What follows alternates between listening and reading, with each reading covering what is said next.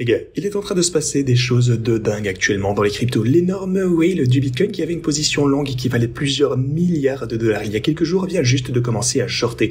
Alors aujourd'hui, il faut que je vous explique exactement pourquoi il commence à vendre du Bitcoin. Ce qu'il anticipe, visiblement, il s'attend à une chute du cours du Bitcoin. Mais alors, jusqu'où pourrait-on réalistiquement chuter? Eh bien aujourd'hui, je vais tout vous expliquer dans cette vidéo. Alors, avant d'acheter ou de vendre la moindre crypto, regardez ces informations cruciales. Alors bienvenue à tous, je m'appelle Maxime et je vous apporte chaque jour des nouvelles vidéos en français sur les crypto-monnaies en vous apprenant comment vous faire de l'argent sur ce marché. Si vous êtes nouveau sur cette chaîne, alors soyez sûr de vous abonner et d'activer la cloche dès maintenant.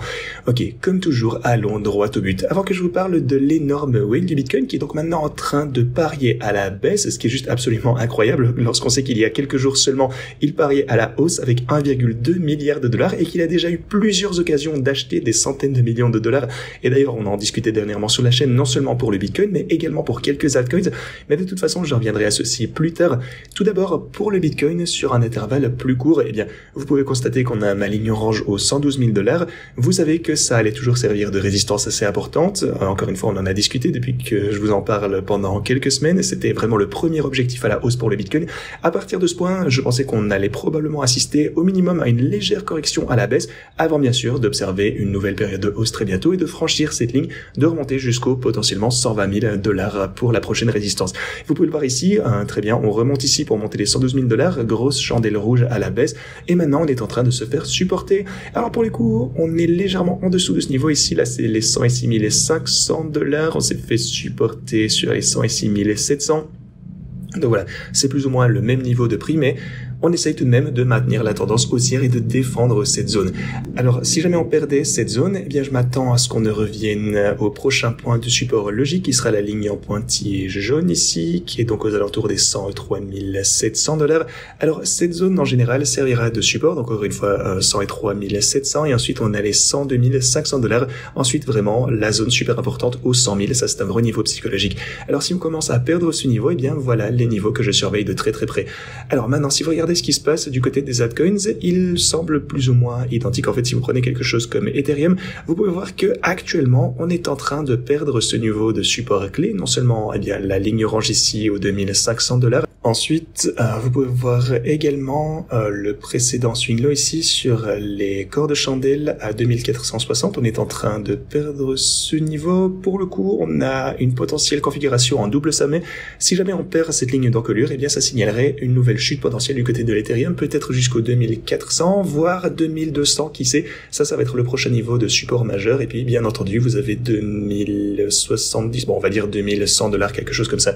Voilà un petit peu ce que je surveille de très près actuellement. Mais alors, ceci étant dit, est-ce que je clôture mes positions? Bien sûr que non. Je continue de penser qu'on est dans un marché haussier et comme vous le savez, eh bien, je m'attendais à un pullback à partir de la ligne orange ici aux 112 000 dollars et, eh bien, le fait que cet énorme whale du Bitcoin a également pris une position short, pour le coup, je vous expliquerai aussi pourquoi c'est important dans un instant, mais le fait qu'elle ait également parié à la baisse m'indique qu'on pourrait effectivement observer davantage de chutes avant de pouvoir reprendre ces périodes de hausse. Alors pour le coup, ça ne me suffit pas bien entendu pour me convaincre de clôturer mes positions, comme vous le savez, pour mes stratégies de trading, eh bien, elles ont besoin de cette volatilité. Elles ont besoin que le prix fluctue, qu'il rechute parfois. Ça doit arriver pour réaliser davantage de profits au plus long terme. Voilà, c'est exactement ce qu'on souhaite observer. On n'essaie pas de prévoir les sommets ni les creux au dollar près. On essaie simplement de tirer parti de cette volatilité, de la hausse éventuelle des crypto-monnaies qui va arriver. Ok, pour revenir un petit peu aux altcoins, comme je vous disais, l'Ethereum se trouve actuellement à un point absolument critique. Si vous regardez Doge, eh bien c'est exactement la même chose ici, on essaie de rester au-dessus de ce support. Si vous regardez la capitalisation boursière totale des crypto-monnaies, eh bien c'est similaire. Ça, en fait, ça résume pas mal la situation des altcoins en général et la figure de double sommet que vous observez pour l'ensemble du marché. Donc si jamais on perdait la ligne d'encolure ici, le double sommet est actuellement à 17 000 milliards. Donc si jamais on chute ceci, pour le coup, les altcoins ne se portent pas très bien actuellement, mais si on baisse davantage, on pourrait voir la figure de double sommet qui se réalise. Et encore une fois, ça ne veut pas dire que je vends mes positions, je les maintiens bien sûr telles quelles parce que, eh bien, le pullback actuel me convient tout à fait. Je pense que quoi qu'il arrive, on va finalement remonter. Je ne vois aucune raison de clôturer ces positions, mais il faut simplement savoir que un pattern technique bearish extrêmement fiable pourrait très rapidement se produire ici, notamment pour la plupart des altcoins.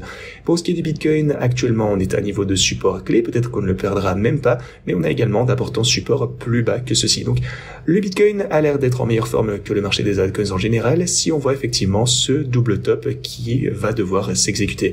Aussi, gardez à l'esprit que la dominance du Bitcoin est actuellement en train de remonter vers cette ligne orange aux 64,7%. Alors, si jamais on atteint ce point une fois encore, je pense qu'on pourrait assister à un rejet au moins au court terme et les altcoins qui recommenceraient à surperformer. Ça va vraiment être une semaine super importante à suivre. Si on parvient à franchir ce seuil, alors oui, la dominance du Bitcoin va également continuer à monter, je pense, mais selon moi, il y a tout de même de bonnes chances qu'on ait un rejet à partir de ce côté et que la dominance du Bitcoin rechute ici, ce qui offrira sûrement l'une des meilleures entrées pour les altcoins pour la fin de ce cycle aussi. Voilà, actuellement, je pense toujours qu'il s'agit d'une super entrée pour les altcoins, quoi qu'il en soit, si vous avez en tout cas un horizon de trading suffisamment long. Sinon, ce que vous pouvez constater du côté de mes trades, comme les principales stratégies dynamiques, c'est que ça se porte plutôt pas mal, ça exploite tout de même cette volatilité pour générer davantage de profit. Pour mon portfolio de bull market, on est en baisse de 27 000 $, mais voilà, c'est pas si mal quoi qu'il arrive. De toute façon, comme je vous l'ai dit, la volatilité, ça ne me dérange pas. Le plus important pour moi, comme je vous disais, c'est que on exploite ces fluctuations pour générer davantage de profit, et lorsqu'on remontera, eh bien, ça fera une différence notable. Voilà, tout ça, c'est attentionnel. Alors évidemment, il faudra un moment qu'on ait un rebond à la hausse, mais grâce à l'algorithme, ça génère la principale majorité de ces profits, et avec la hausse des prix, eh bien ensuite on va être largement plus dans le vert. Voilà, tout se déroule comme prévu quoi qu'il arrive. Alors si vous souhaitez découvrir mes stratégies de trading, consultez la description de cette vidéo. Vous trouverez tous les tutos pour ce faire en haut de la page également pour vous former, ainsi que le lien vers Pionex bien entendu. N'hésitez pas à profiter de ceci, inscrivez-vous sur Pionex avec le premier lien. Si vous souhaitez profiter de mes stratégies de trading, vous pouvez également obtenir des bonus en cliquant sur ce deuxième lien, et ensuite vous trouverez tous les liens pour copier toutes mes cryptos que vous pourriez désirer ici en description. N'hésitez pas donc à en profiter. Si vous souhaitez prendre position, eh bien vous obtiendrez des bien meilleurs prix que ceux auxquels j'ai pris position pour les altcoins. Sinon, continuons parce que cette semaine s'annonce intense. On a Jérôme Powell qui va s'exprimer aujourd'hui, on verra déjà bien ce qui va pouvoir ressortir de ceci, mais ça bien sûr, ça va entraîner une forte volatilité sur le marché, et bien entendu, tout au long de la semaine, on va constater davantage de fluctuations. Lundi déjà, vous avez les marchés qui seront fermés, mais mercredi, vous avez le compte rendu du FOMC, jeudi, vous avez des données économiques qui vont être publiées, ainsi que vendredi. Tout ça pour vous dire de rester attentif. Bien entendu, je vous tiendrai au courant également sur Twitter. Quelque chose d'autre d'important, vous allez voir, c'est de nombreux accords commerciaux qui devraient être annoncés et signés. C'est également quelque chose à suivre avec impatience, et ça va bien sûr engendrer une certaine volatilité. Alors, globalement, si on prend un petit peu de recul, ce qu'on peut constater, c'est que non seulement on a les ETF qui achètent du Bitcoin à tout va, on a également Michael Saylor et d'autres institutions, vous avez également BlackRock en particulier, qui en fait n'a pas connu une journée rouge avec des sorties de Bitcoin depuis une éternité semble-t-il. Et aussi, ils ajoutent constamment des milliards et des milliards de dollars de pression acheteuse constamment sur le Bitcoin. Alors, si vous observez l'évolution de prix au court terme, ça peut faire un peu peur, mais il suffit de prendre du recul et de comprendre que la pression d'achat sur le Bitcoin est juste incroyable, et ça va continuer à augmenter. Le Bitcoin doit atteindre des prix plus élevés. Mais voilà, bien sûr, au court terme, on peut toujours connaître des fluctuations de prix, et ceci me ramène à la nouvelle sur l'énorme whale du Bitcoin. Alors, vous savez qu'il avait des milliards de dollars en position longue sur la Bitcoin et d'autres cryptos, et en fait il les a clôturés avec, un léger profit. Certaines transactions ont été clôturées avec un bénéfice, mais la transaction importante de 1,2 milliard a été clôturée à perte. Alors, si vous regardez un petit peu ce qui s'est passé depuis lors, il a clôturé pas mal de ses positions, mais il y a quelques minutes, laissez-moi vous montrer ce qu'il vient tout juste de faire. Alors, vous pouvez le voir juste ici, alors que j'enregistre, alors pour le coup, il est 11h09, donc il y a quelques minutes, pour le coup, il a commencé à accumuler vraiment comme un dingue une nouvelle position short pour le Bitcoin. La valeur actuelle de cette position est de 222 milliards de dollars. Pour le coup, il a déjà gagné $1 million sur cette position short, mais alors, pourquoi a-t-il pris une position à la baisse? Tout d'un coup, il semblait être super bullish pour le Bitcoin et maintenant plus. Eh bien, laissez-moi vous montrer ce qu'il a dit lui-même. Alors, si vous regardez ce qu'il a déclaré ici précédemment lorsqu'il a clôturé sa précédente position. Donc alors, bien avant ceci, il avait ouvert bien sûr sa position longue et il narguait un petit peu les gens. Il leur disait d'essayer de le liquider, mais lorsque le prix a effectivement chuté et qu'il semblait de plus en plus probable qu'on approche effectivement de son prix de liquidation, eh bien il a en fait clôturé et il s'est positionné en short, ce qui est vraiment assez dingue. Alors quelque chose d'autre qu'il a également expliqué, c'est que la raison de sa nouvelle position où il pariait à la baisse, c'est que si vous regardez cette vidéo par exemple, eh bien c'est lié à la Golden Cross. Alors une Golden Cross, c'est lorsque la moyenne mobile de 50 jours croise la moyenne mobile de 200 jours. Et ce qu'il a déclaré ici, c'est que on observe généralement un léger pullback avant de voir une nouvelle période de hausse lorsqu'on a une Golden Cross. Alors laissez-moi vous expliquer ce que je veux dire. Si vous regardez donc le croisement doré ici, voilà, vous pouvez voir par exemple que de ce côté, on a notre fameuse Golden Cross.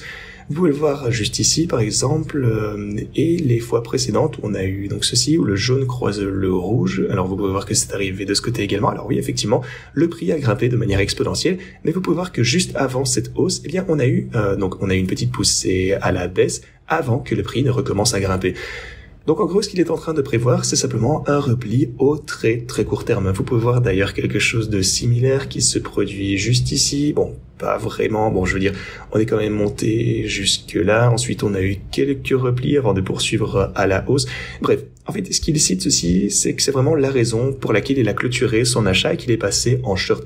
Alors maintenant, il est en train de construire cette position short. Alors, au moment où j'enregistre, vous pouvez voir qu'il est en train de remplir de plus en plus de positions.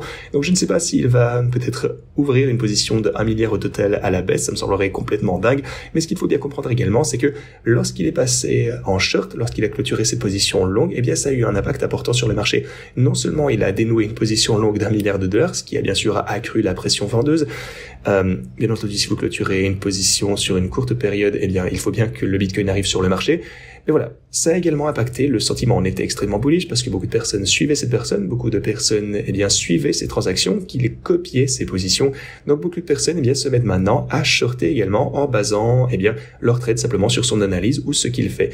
Et ceci me montre que je ne pense pas, en fait, qu'il s'agit d'un trader extrêmement sophistiqué. En fait, je pense qu'il s'agit plutôt d'une sorte d'insider. Bon, il a tout de même réalisé beaucoup de trades ici, mais se positionner en long à 1 milliard et simplement narguer les gens pour essayer de liquider lorsqu'il s'approche de son prix de liquidation, finalement, il la clôture lui-même et il commence à shorter.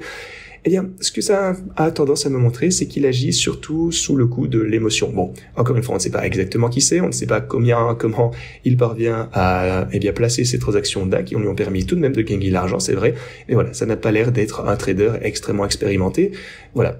Bon, effectivement, il a beaucoup d'argent, c'est indéniable, mais on dirait qu'il change un peu d'avis comme de chemise, qu'il essaie de narguer les gens. Je pense vraiment qu'il se trame quelque chose de bizarre et qu'il y a quelque chose d'autre dans cette affaire. À mon avis, il agit sûrement en coulisses pour profiter de l'engouement qui est suscité par ces trades. Mais ne vous y trompez pas, surtout, ces transactions suscitent, et c'est la plus grosse, en fait, valeur qu'ils génèrent, c'est beaucoup d'intérêt actuellement. Et beaucoup de personnes le suivent, d'ailleurs, je le fais aussi pour le coup, le fait qu'il ait injecté d'ailleurs de l'argent dans quelques petits meme coins ou même dans sa propre crypto, je pense que ce n'est pas un très bon signe pour sa crédibilité au long terme. Quoi qu'il en soit, il faut tout de même rester prudent, il faut suivre cette situation, mais aussi bien comprendre que le sentiment évolue en fonction surtout de l'activité de cette whale. Alors, s'il se fait démolir, disons peut-être qu'il ouvre une position short d'un milliard de dollars, peut-être que ça va arriver au total, eh bien, s'il se fait avoir, surtout le mystère et l'engouement autour de cette whale va finalement s'estomper et son impact va être moindre à l'avenir. On verra. Bon, ici, il y a un bouton pour copier, pour faire du copy trade aussi, donc beaucoup de personnes le suivent. Beaucoup d'ailleurs se sont fait démolir sur cette position longue, je pense. Et maintenant, on va voir si les gens vont également lui faire confiance sur cette position short. Quoi qu'il en soit, bien sûr, moi, je ne vais pas vendre à la baisse. Je garde mes positions longues. On verra bien si ça se concrétise. Comme toujours, que ça marche ou pas, je partage tout avec vous, avec transparence sur la chaîne. Ceci dit, voilà un petit peu ce que j'ai pour vous aujourd'hui. La semaine s'annonce assez mouvementée, il y aura de la volatilité, donc faites attention aussi. Cette whale, je pense, va continuer à faire bouger le marché, comme elle l'a déjà fait précédemment. Je vous tiendrai au courant dès que je le peux, chaque jour qui passe. Mais ceci étant dit, merci beaucoup d'avoir regardé cette vidéo, et moi je vous dis à la prochaine.